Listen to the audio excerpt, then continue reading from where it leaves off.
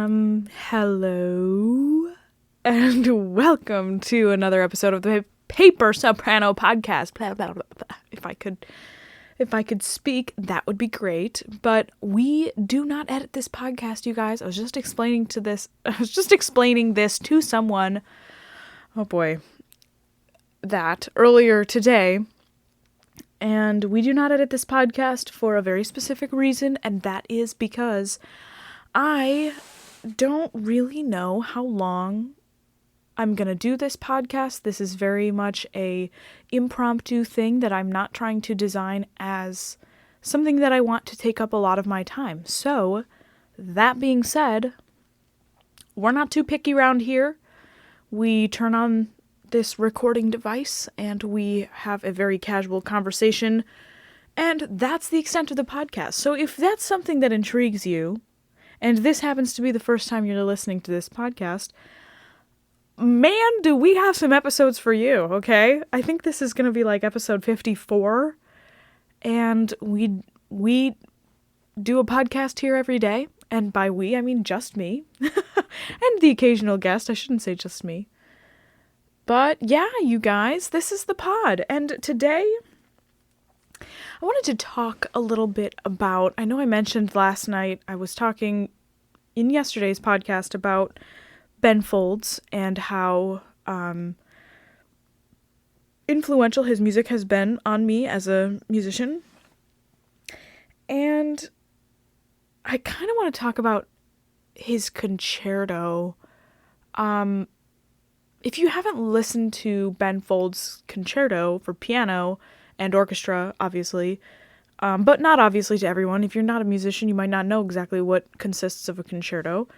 But the reason why I think you should listen to it is because, for me at least, it kind of transcends the, classical concerto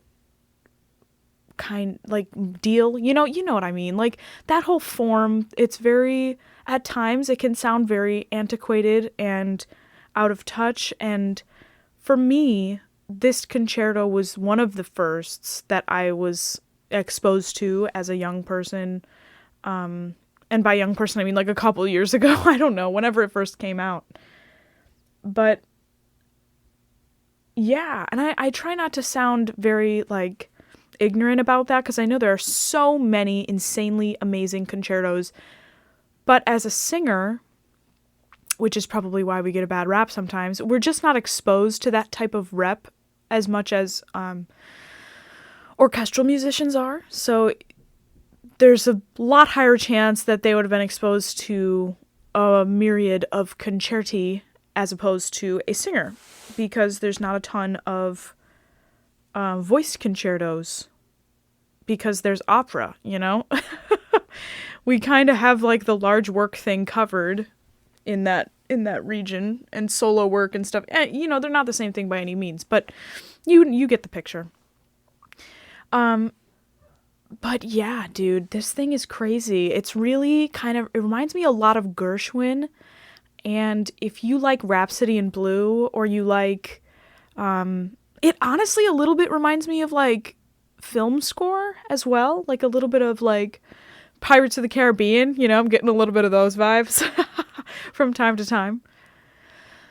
But it's good, it's really good, and it's got some really interesting themes and motives, and they're built upon in a very interesting way.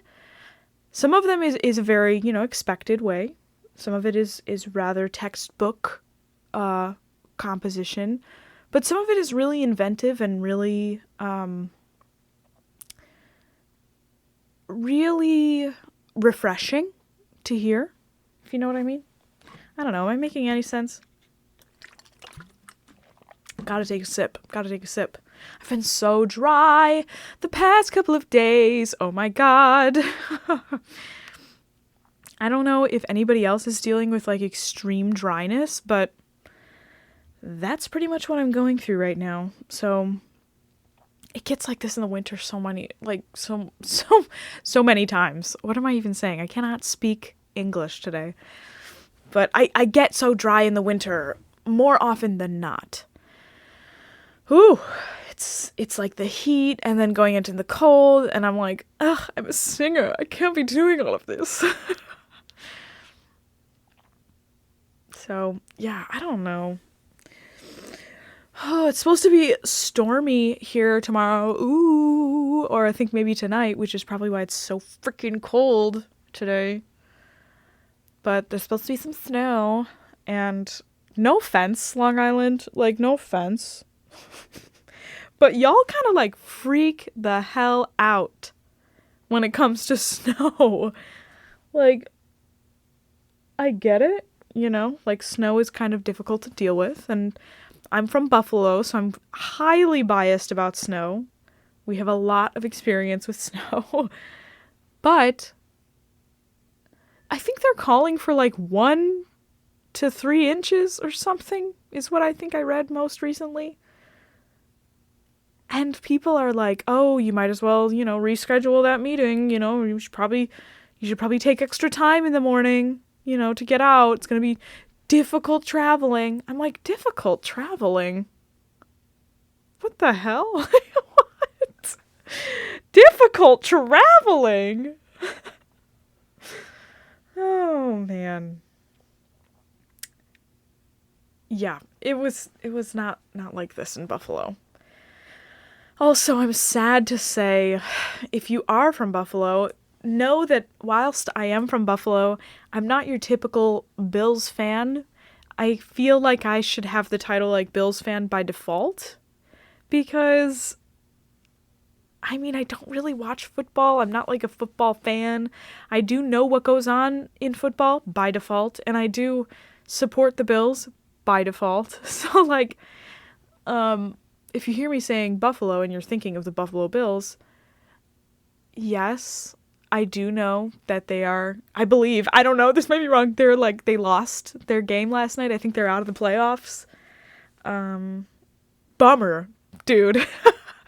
I am very sad because, mainly just because of morale, you know? It's nice to see people excited about things again. And that was, in like a sad way, that was like my most excited thing, or the thing I was most excited about in regards to football. It would have been cool if they went to the Super Bowl, but, you know, what can you do? Oh, man. But for real, what can you do? Come on, like, hello. So, yeah, I don't know, you guys. I was hanging out with one of my friends earlier today. We took like a walk and we got coffee and stuff. And it was just so weird to like be in person with someone else. And I know I've said this before in this podcast, but like for real, sometimes I get nervous about human interaction like getting worse in quality because people aren't really hanging out as much anymore. And like this whole pandemic thing really needs to come to an end because it's almost been like a year since we've really started the whole social distancing thing. And like some people take it really seriously, which is awesome, but I worry about their social skills. In the nicest way, really. I do worry about it because I'm like, what if we all just, like, this is a practice, you know? People practice their social skills on a daily basis. And what if things just start getting real awkward? Like, I don't want to go back to a world where I'm, like, gonna be all excited to see people and whatever, and everybody's just really awkward. Like, what? I don't want that. We've got to keep up on this somehow. And Zoom doesn't cut it. Let me tell you. Zoom and FaceTime, all that stuff does not cut it for social interaction. I highly encourage you to hang out with someone in the safest way possible for you because it's for real, you know? We really do have to keep up on socializing and making sure that we can keep our skills up, or else we're going to all be terrible interviewees when we go back to in-person stuff. Oh, man. Anyway, I think I'm going to make sure this is a nice, short, and sweet podcast because I actually have, speak of the devil, I actually have a Zoom meeting at 6:30. So I'm a little nervous about this semester coming up because it's going to be a lot of Zoom meetings again. And I'm a little bit really not looking forward to it. Just really, really not looking forward to it. Like, we just finished with all of that. And now here we are. But at least it'll be brighter outside, you know? At least we're moving into the light instead of into more darkness. When's daylight savings? These are the things that I think of when I'm talking with myself here, just having a good old-fashioned chat. You know the drill. I've been meaning to get more lights in here because of this exact thing, all of this darkness. Literally. It really does weigh on you. And if you think you're anything less than like a glorified houseplant who needs like sunlight and water and food and like a good environment and protection from the elements, if you think you're anything more than that, I don't know how to say this, you're not. We are just like, we have really basic needs sometimes, and sometimes you just need to go outside. Okay? If you haven't been outside all day today, just go for a walk around the block. Like, do it. Just do it. And drink some water, for God's sake. I wish somebody would say that to me. For real. I'm drinking water right now, though, so don't worry. When you hear this, it will be in the past, though. Oh, my goodness. Anyway, you guys, I've got a meeting coming up, and I just realized that my equipment for that meeting, my planner and my books and my notepads and stuff are all out in the car. So, looks like I'm going to have to take one for the team and walk out to the car. And, yeah. We forgot. Oh my gosh, I almost forgot again. We forgot yesterday, and by we I mean me, we forgot about our minute sketch. Our composer minute sketch. Okay, so we've done Bird, we've done Purcell, we've done Lully, we've done Couperin, we've done Rameau. All right, here we are. Arcangelo Corelli, people. His subtitle here is The First Great Fiddler. Born 1683, or what the... I cannot, this is, oh my God. I have dyslexia. I need to be diagnosed. Born 1653, died 1717. It is strange to think that there ever was a day when the violins made by the great Stradivarius, today almost priceless, were unknown and had to be advertised. But such were the times when Arcangelo Corelli lived. He was the first violinist to play a Stradivarius and recommended it to his friends as an instrument worthy of a trial. When he lived, the art of violin playing was, if not in its infancy, then in its very tender childhood. He raised it to a healthy adolescence.